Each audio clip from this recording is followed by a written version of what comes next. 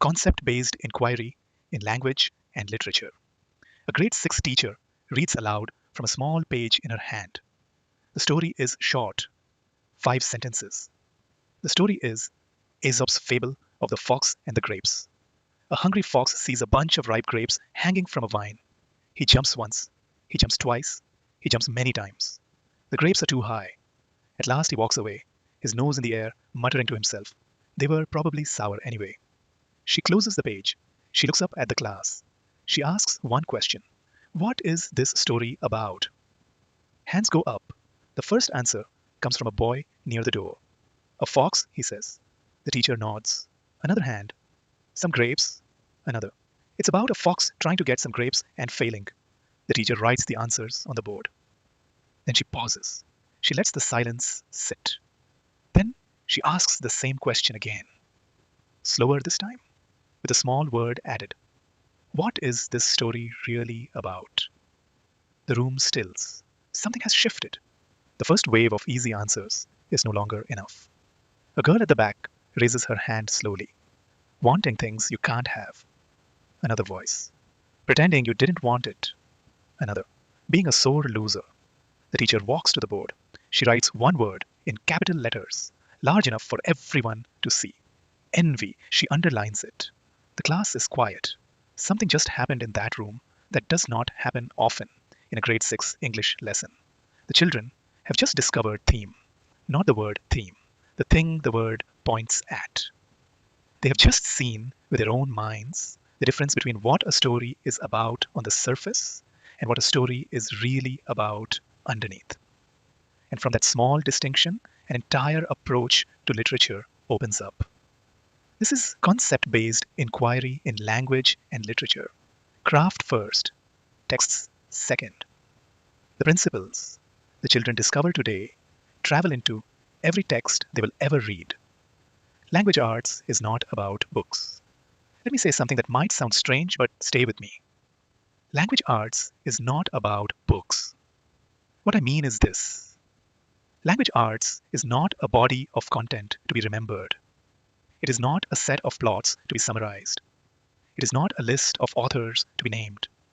We sometimes teach it that way. The grade 8 class does To Kill a Mockingbird. The grade 10 class does Macbeth. The class produces an essay on the assigned text. The essay is graded. The class moves on. 3 years later, the students remember the title and almost nothing else. Some can name a character. A few can quote a line. That is teaching books as content. And it produces, in the end, a generation that has read but does not know how to read. Language and literature is, at its core, a discipline about craft, about choices a writer makes, about voice and structure and word selection and timing, about what changes when a sentence is constructed one way rather than another, about what survives across two different texts that look nothing alike, about what stays the same when the surface details change. In the language of concept-based inquiry, language and literature is what we call a structure of process discipline. The discipline is not built around content. It is built around moves. Moves the writer makes. Moves the reader makes. Moves that travel across every text. When you teach language arts as content, the children pass the test on the assigned book and forget everything. When you teach language arts as a structure of craft moves, the children walk out able to read any book, any film, any advertisement, any speech, any text they will ever meet. That is the flip. The move here is the move. In every concept-based inquiry language lesson, the teacher examines a craft choice across multiple texts, helps the children articulate the principle, and then helps them transfer the principle to a brand new text. The sequence is examine, articulate, transfer. Examine more than one text, always more than one. A single text cannot teach a principle. A single text can only teach that text. The principle becomes visible when you put 2 or 3 texts side by side and ask what they share and what separates them. The principle is what travels. The principle is what is left over once you strip away the details of any one of the texts. Articulate what the principle is. Not the teacher articulating, the children articulating, in their own words, in short sentences, halting at first, refined by pair work, strong by the time the class shares. Transfer the principle to a new text. The transfer is the proof. If the children can apply the principle to a text the teacher has never shown them, the principle has stuck. I'm going to walk you through 4 worked examples. Theme in grade 6. Narrative voice in grade 8. Setting in grade 9. Symbolism in grade 10. Then I will say a word about register, which is the language acquisition move, and a word about context, which is the diploma move. Worked example 1. Theme in grade 6. Let me go back to the classroom we started in. The teacher has just written the word envy on the board. Here is what she does next. She does not stop. She has them in the moment. She wants them to see. This is not a one-off insight about one story. She wants them to see this is a craft move that travels. She projects 2 more mini stories on the board. Each is 3 or 4 sentences. The first story. A boy bragged he could climb any tree. The tallest oak laughed in the wind. He climbed 3 branches, slipped, and grazed his elbow. Walking home, he told his friends the tree was boring anyway, not worth climbing. The second story. Maya practiced every night for the school audition. When the results came out, her name was not on the list. At lunch, she said loudly, "I didn't even want to be in the choir. It's full of show-offs." The teacher asks, "What is each story about on the surface? What is each story really about underneath, in your pairs?" The children get to work. The first story is about a boy and a tree.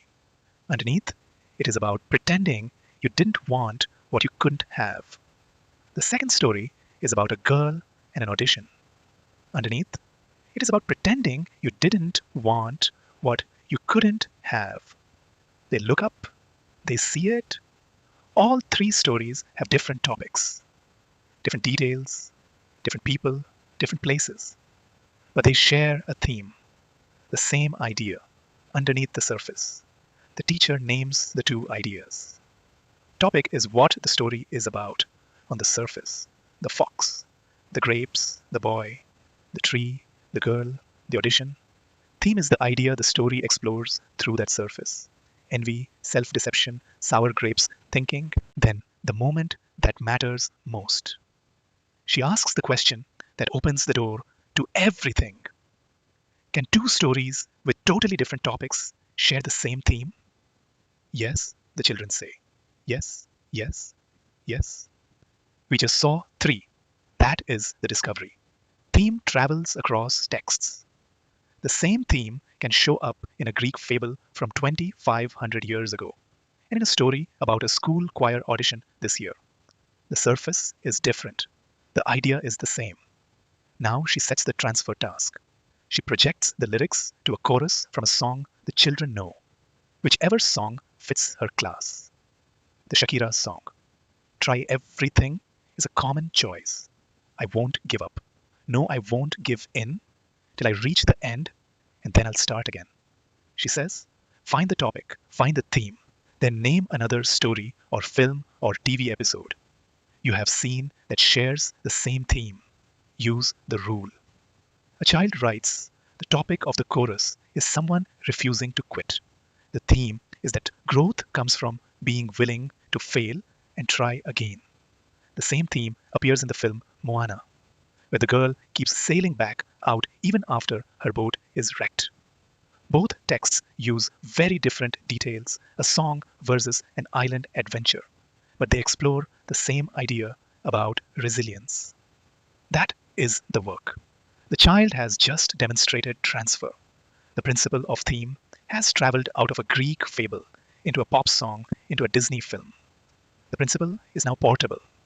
Here is the pitfall to avoid. Do not accept a one-word theme: pride, jealousy, hope. Those are topics, not themes. A theme has to be a sentence about people or life. Pride is a topic.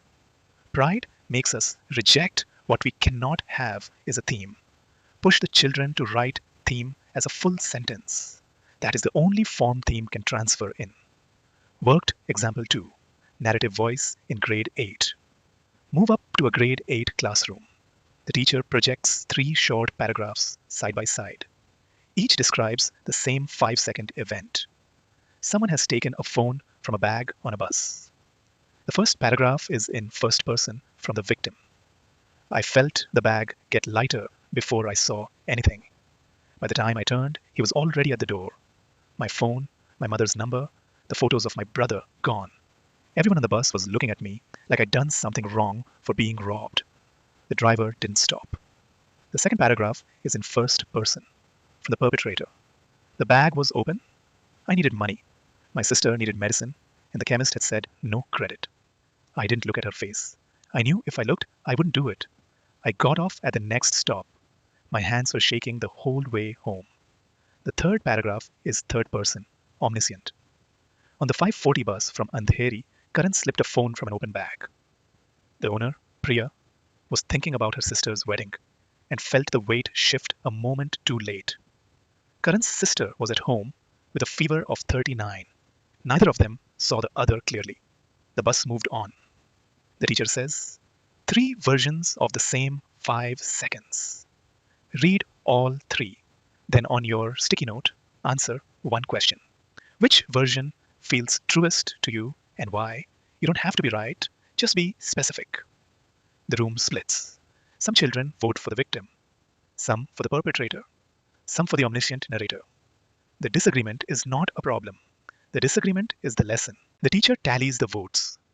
Then she asks, what can voice 1 access that voice 2 cannot? What can voice 3 access that neither of the others can? The children answer in pairs. Voice 1 knows the victim's panic but cannot see the thief's motive. Voice 2 knows the thief's reasoning but cannot show the victim's loss. Voice 3 sees both but does not anchor us emotionally to either. Now the teacher names what they have discovered. First person puts you inside one head with total access. Third person, limited, stays close to one character. Third person, omniscient, floats above all and sees thought and time at will. Each voice is a craft choice. Each choice gives the reader something and takes something away. They build a chart, the access matrix. For each voice, they fill in 4 rows. Access. What does this voice let me know? Limits. What does it hide? Sympathy. Who do I feel for? Trust. How certain am I that this version is the full truth? The discovery is sharp. Voice 1 is high in sympathy for the victim, low in trust for the wider facts. Voice 2 is high in understanding for the thief, low in moral picture. Voice 3 is high in completeness, low in emotional anchoring. Now the transfer. The teacher hands them a short, neutral news report. A 16-year-old student boarded the school bus carrying a backpack of homework she had not completed. Her mathematics teacher boarded the same bus 3 stops later. The student moved seats. The teacher noticed but said nothing. By the time they arrived at school, the homework deadline had passed. The task. Rewrite this event in 120 words from one of 3 voices. The student in first person, the teacher in first person, an omniscient narrator who knows whom their secrets. Underneath, annotate 3 craft choices. A strong response goes like this. I saw Mr. Patel get on at Green Park, and I felt the whole world shrink to the size of my unfinished homework. 3 pages of quadratic equations still blank. I slid into the back seat, opened my book like I could solve them all in 15 minutes. He saw me. I know he saw me. He didn't say anything, and somehow that was worse than if he told me off in front of everyone. By the school gate, I had decided to tell him before he asked. By the corridor, I had changed my mind. And the annotation underneath? I led the reader inside the panic, but hid Mr. Patel's thinking entirely. The reader does not know if he was being kind or strategic. I made the reader sympathize with the student by giving access only to her thought. That is the work. The child has not just identified point of view. The child has deployed point of view as a craft choice. They have used it to control sympathy. They have used it to hide and reveal. The pitfall. Do not let students treat point of view as a moral question. The thief is bad. The student is bad. That is not the point. The point is how voice manipulates sympathy. Keep the discussion on the craft choice, not the ethics of the character. Worked example 3. Setting as character in grade 9. Now move up to grade 9. The teacher projects 2 openings on the board. They are openings of the same novel. The novel is real. The 2 versions are different. In the first version, the setting is intact. The description of the place, the weather, the time of day, the room is all there. In the second version, the setting has been stripped out. Only the dialogue and action remain. The teacher reads both aloud. She asks one question. What did setting actually do? What was lost when we stripped it out? The children compare. The setting intact version had a mood, a foreboding, a weight. The stripped version was thinner, the same events. But you did not feel them the same way. She names what they have discovered. Setting is not a backdrop. Setting is a character. Setting carries mood. Setting carries information about the people in it. Setting tells the reader what kind of story this is going to be. Setting can be hostile. Setting can be comforting. Setting can foreshadow. Setting can mirror or contradict the action. Then she shows 3 more openings from 3 different novels. She asks the children to identify what each setting is doing. One is a small town in winter, all white.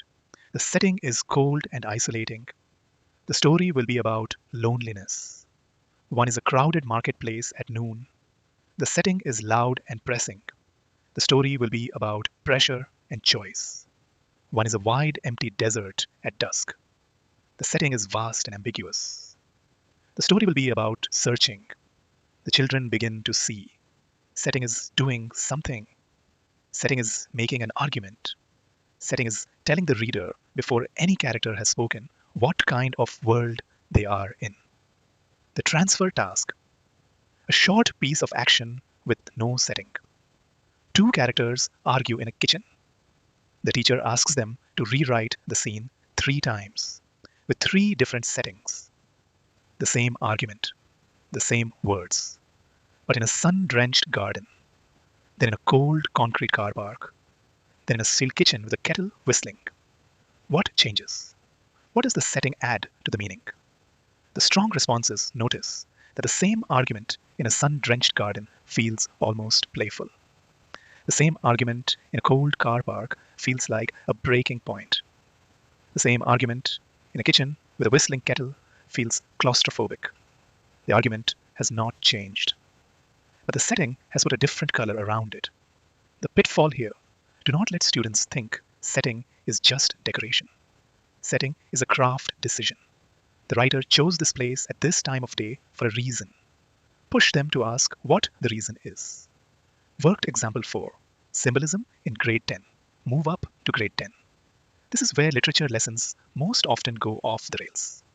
Students either declare that everything is a symbol, including the color of the curtains, or they refuse to identify any symbol unless the teacher tells them which one to find. The teacher opens with 3 iconic images on the board. No captions, a green light glowing at the end of a dock across dark water, a massive white whale leaping in front of a small boat, a small girl in a red coat walking through a black and white street scene. She says, 3 images, no labels. Write what each one makes you feel. Write what you think it stands for. The children write. Then the teacher names them. The green light from The Great Gatsby. The white whale from Moby Dick. The girl in the red coat from Schindler's List. Each one is doing work in its source. Longing for the unreachable. Obsession with the unknowable. The named individual among the anonymous lost. She makes a discovery visible. Students already have intuitions about famous symbols, but they have never been asked what makes something symbolic. That gap is the lesson. Now she reads a short passage, 600 words, custom written for this lesson, about a boy who carries his grandfather's pocket watch every day to school. The watch had stopped once in 1971, the year his grandfather had not come back from the war. His grandmother kept the watch unwound until the boy's 10th birthday. He kept it wound now. On the bus, he sometimes pressed it against his ear to hear it tick. The tick was not the time. The tick was something else. She lists 6 objects. 3 are symbolic in the passage. The pocket watch. The tick heard, but not the time told. The 1971 stoppage. 3 are literal. The school bag. The bus. The classmates' phones, she asks. What does the watch have that the school bag doesn't? The children figure it out. The watch is repeated. The watch is loaded with history. The watch stands against something opposite. The classmates' phones, the modernity, the speed. 3 mechanisms: pattern, context, contrast.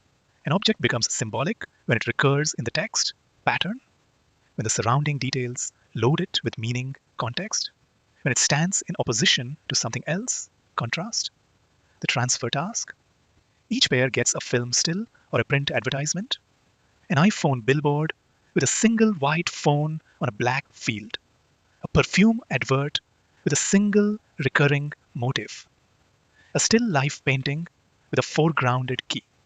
They must identify one symbolic object. Prove it is symbolic by naming the 3 mechanisms. Then write what it stands for. A strong response on the iPhone billboard. The white phone is symbolic. Pattern. It recurs across the entire campaign.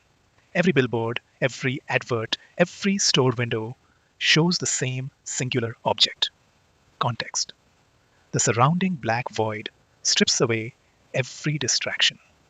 There is no person, no place, no other product. Contrast. The white phone is opposed to clutter, to noise, to complication. It stands for minimalism, for purity of design, for the idea that this single object is enough. That is the work.